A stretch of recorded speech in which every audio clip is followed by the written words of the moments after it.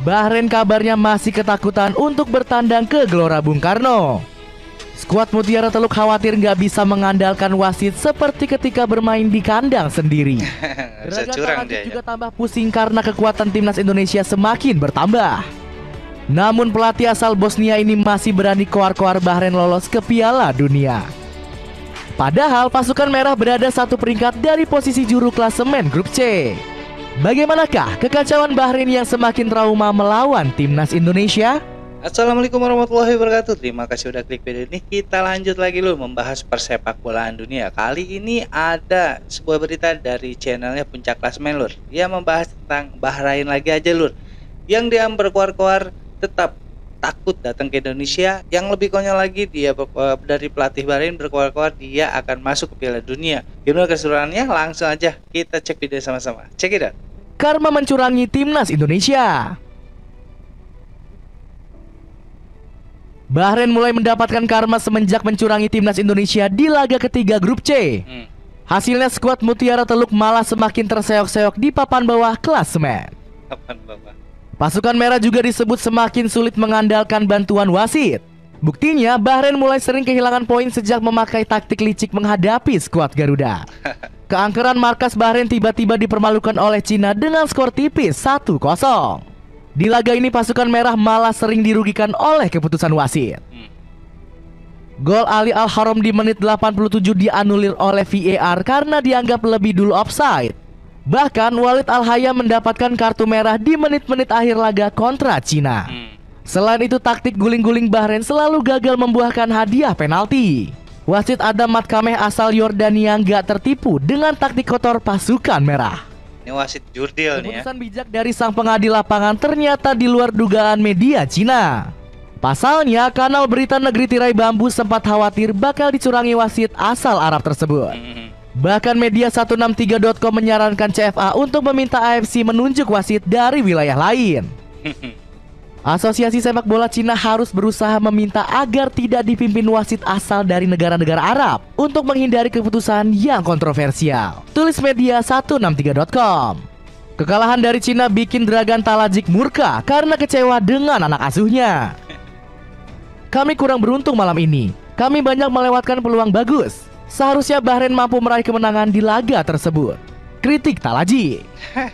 Kekalahan kontra Cina justru bikin Bahrain semakin sombong ingin segera bangkit. Pasukan Mutiara Teluk koar-koar bisa meraup poin penuh melawan Australia. Pasalnya, Dragan Talajik optimis Mohamed Marhun dan kawan-kawan bermain maksimal di kandang sendiri. Kami tahu apa yang harus kami lakukan dan saya percaya pada anak-anak saya. Kami sangat menghormati Australia, tetapi kami akan bermain sebaik mungkin untuk mendapatkan 3 poin. Ungkap Talajik. Namun koar-koar kesombongan sang pelatih justru menjadi senjata makan tuan. The Dilmun Warriors kehilangan 2 poin usai ditahan imbang 2-2 oleh skuad Socceroos. Padahal Bahrain sudah hampir meraih poin penuh lewat keunggulan 2-1. Namun publik tuan rumah harus gigit jari usai Kusini Yenggi menyambar bola di depan gawang Ibrahim Lutfala. Hasil imbang ini sampai bikin Talajik diduga bercucuran air mata karena frustasi. Namun sang pelatih ternyata hanya kelilipan sehingga terlihat seperti menangis. Saya prihatin karena anak-anak saya pantas mendapatkan yang lebih. Kami bermain untuk satu sama lain, berjuang untuk satu sama lain. Dan anak-anak saya menunjukkan semua kemampuan mereka. Ungkap Talajik. Pertandingan kontra Australia juga bikin pasukan Dilmun semakin kena mental.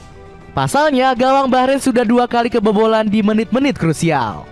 Masalah ini dianggap serius oleh Talajik yang ogah mental anak asuhnya semakin hancur. Kami bertekad untuk berjuang di pertandingan sisa, serta akan fokus pada peningkatan aspek mental dan teknis. Ungkap Talajik. Berarti emang ya lur ya, kalau Bahrain itu memang terkenal sombong lur ya. Walaupun dia emang kenyataannya sudah ada di bawah, tapi dia merasa paling ada di atas dan akan bangkit. Tapi nyatanya apa yang diutarakan oleh pelatihnya ini malah semakin merosot ke bawah posisi Bahrain sendiri lur ya. Itu mungkin karena hukum karma. Dia sering mencurangi tim-tim lainnya seperti Indonesia lur ya. Sampai Cina pun meminta menunjuk wasit jangan dari daerah Arab katanya. Tapi wasit yang satu ini yang dari Yordania ini jurdil lur ya. Dia tidak mau dikelabui oleh pemain-pemain Bahrain. Itu luar biasa. Andaikan waktu Indonesia melawan Bahrain wasitnya dia, mungkin tidak akan terjadi seperti ini lur ya. Kita lanjut. masih keluar-keluar sombong bisa ke Piala Dunia. Hasil buruk yang dialami Bahrain justru menjadi berkah bagi timnas Indonesia. Posisi skuad Garuda melesat ke peringkat ketiga setelah pasukan merah menelan 2 hasil buruk. Raihan 3 poin kontra Arab Saudi bikin timnas Indonesia menyamai poin Bahrain. Selain itu torehan gol pasukan merah putih juga lebih unggul dibanding produktivitas skuad Mutiara Teluk. Situasi ini menguntungkan timnas Indonesia karena peluang ke Piala Dunia kembali terbuka. Pasukan Shin Taeyong diprediksi punya persentase 42% untuk lolos ke ronde keempat. Sebaliknya, Bahrain terancam terbenam di papan bawah dengan peluang 53%. Bahkan media Thailand seperti Thairat juga ikut mendukung perjuangan skuad Garuda. Seluruh Asia kaget. Indonesia mengalahkan Arab Saudi untuk meraih kemenangan pertama mereka di babak ketiga kualifikasi Piala Dunia dan berpeluang melaju ke Piala Dunia. Tulis Thairat. Sentimen positif ini langsung disambut Erick Thohir dengan memberi motivasi ke Jay Itzes dan kawan-kawan. Masih ada 4 game yang tersisa. Bisa nggak kita nambah 6 poin di 4 game ke depan?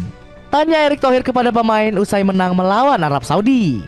Gemuruh kejutan skuad Garuda di ronde ketiga sampai disorot media Italia. Kanal berita Tutto Mercato Web kagum dengan meroketnya prestasi timnas Indonesia. Indonesia memimpikan Piala Dunia bersama Thohir dan pemain keturunan Belanda. 15 pemain sudah dinaturalisasi dalam 2 tahun. Tulis media negeri pizza tersebut. Saat timnas Indonesia semakin meroket, Bahrain justru harus merana di posisi kelima. Pasukan merah saling berebut posisi juru kunci dengan Cina yang hanya terpaut selisih gol. Namun situasi kacau ini malah gak bikin Dragan Talajik belajar dari kesalahan.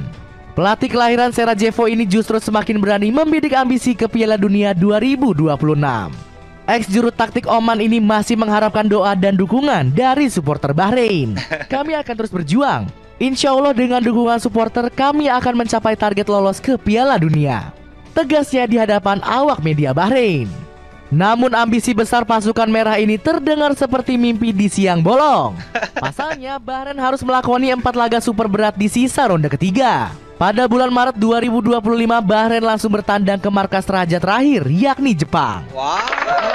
Perdana diprediksi masih bikin pasukan merah trauma. Alhasil, Bahrain butuh keajaiban untuk bisa sekedar mencuri poin di kandang Jepang. Selain itu, skuad Samurai Biru juga baru kebobolan 1 gol selama bermain di markas sendiri. Pasukan negeri Sakura juga masih menjadi kesebelasan tersubur dengan koleksi 21 gol. Talajik juga harus berpikir keras meracik strategi untuk mengalahkan timnas Indonesia. Pasalnya, kekuatan skuad Garuda semakin bertambah jelang lanjutan ronde ketiga.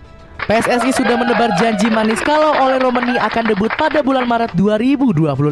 Kekuatan baru timnas Indonesia ini sukses bikin Talajik ketar-ketir duluan. Kami harus bekerja keras untuk mempersiapkan diri. Setiap laga jadi laga yang sulit. Saya yakin duel lawan Indonesia akan sangat sulit. Beber sang pelatih. Sudah ditunggu keramahan supporter Indonesia. Kedatangan Bahrain sudah sangat dinantikan oleh publik pecinta sepak bola tanah air. Skuad Mutiara Teluk sudah nggak bisa lagi menghindar untuk bertandang ke Indonesia. Pasalnya, skuad Garuda tetap akan menjadi tuan rumah untuk pertemuan kedua. Erick Thohir telah menjamin keamanan bagi tim tamu manapun saat bertandang ke Indonesia. Saya meminta FIFA dan AFC untuk melihat bahwa negara kami aman. Kami pastikan bahwa surat dari Bahrain yang meminta pemindahan pertandingan itu patut dipertanyakan. Tegas Ketua Umum PSSI ini. Ya itulah kesombongan dari tim Bahrain lur ya. Tidak melihat kalau posisi dia sekarang memang benar-benar ada di paling bawah. Tapi tetap aja pelatih dari Bahrain ini kesombongannya luar biasa lur ya. Dia tidak akan menang kalau tidak dibantu wasit. Seperti Ahmed Al-Kabdu kemarin waktu mencurangi timnas Indonesia lur ya.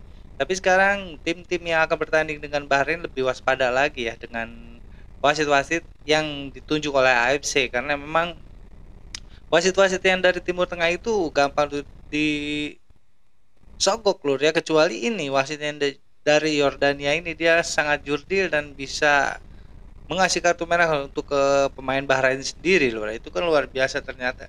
Berarti kan dia tidak ada suapan ya lur ya. Dan sayang sekali Bahrain ya sekarang kalau misalnya tanding terakhirnya melawan Jepang ya habis mereka tidak akan dikasih gol lagi sama Jepang. Kita tahu sendiri Jepang adalah tim terkuat sekarang di Asia lur ya. Mudah-mudahan tahun depan Indonesia yang akan menjadi tim terkuat Asia lur ya. Amin amin ya rabbal alamin. Pokoknya kita dukung terus timnas Indonesia kita, semoga tetap jaya lur ya. Sekian lesson dari gua kali ini, kurang lebih gua minta maaf. Assalamualaikum warahmatullahi wabarakatuh.